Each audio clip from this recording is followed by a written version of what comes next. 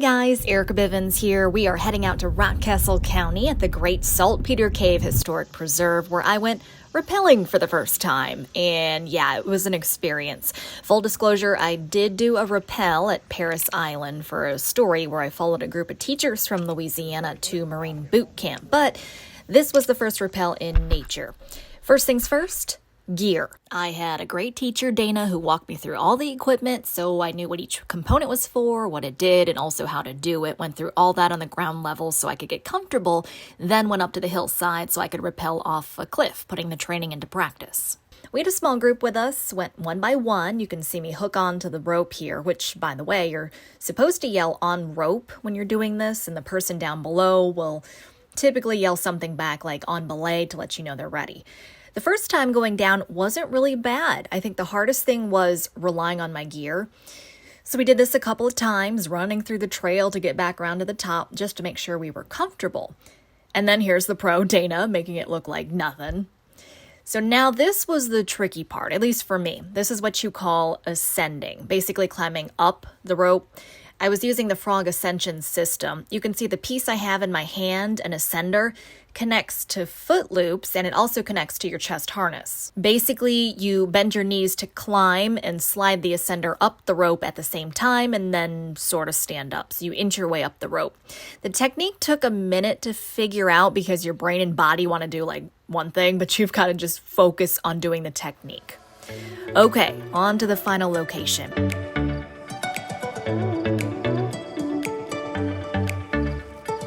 We're putting on cave gear now because we're going caving. Wait, I thought you said you were rappelling. Yeah, into a pit. So same concept here, making sure your gear is on properly. Dana checking each of us, of course, before we went in. Once again, one at a time. You can see why. It's basically a tiny hole in the ground. Yep.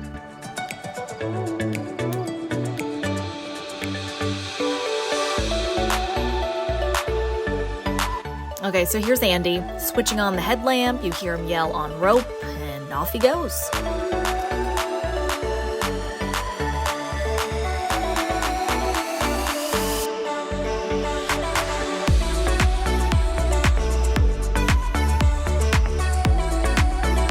Okay, my turn. I was a little nervous here.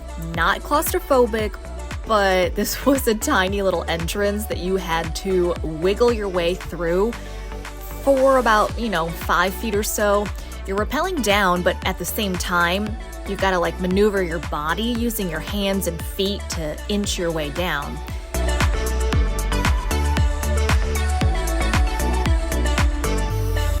It eventually opens up a bit and makes it much easier to rappel to the bottom.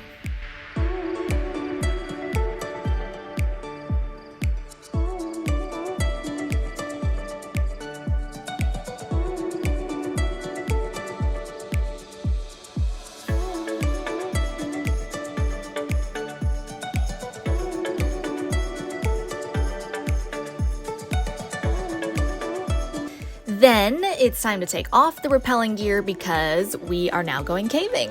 So we traveled through the cave for about 20 to 30 minutes maybe, going through various passages, most of it pretty small quarters. There was some army crawling through mud, which is, why we took the gear off.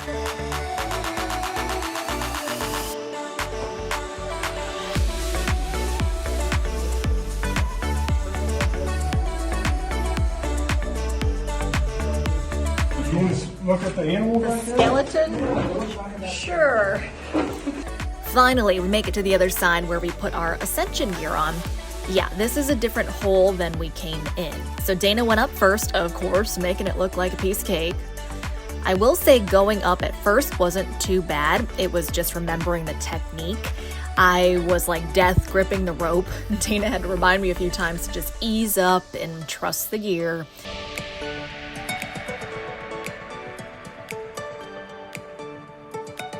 It did get tough at the top when the space got smaller. So you had to do a combination of ascending on the rope and using your hands and feet to wiggle up. Honestly, I just felt like an earthworm. Here's where I also busted up my body. Word to the wise, wear long sleeves. Preferably thicker clothing so the rocks don't slash you up. I got a pretty decent gash on my shoulder. You're bound to have bruises and some scratches, but again, if you're in the right clothing, it makes it a whole lot easier.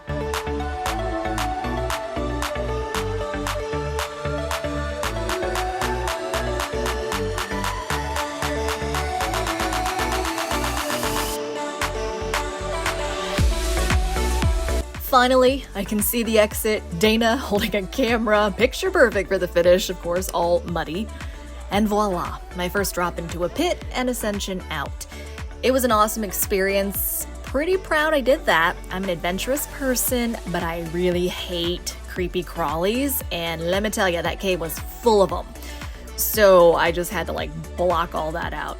Not bad, I think, for a first timer. Obviously more practice is gonna help me become more efficient, but I'm already planning my next trip.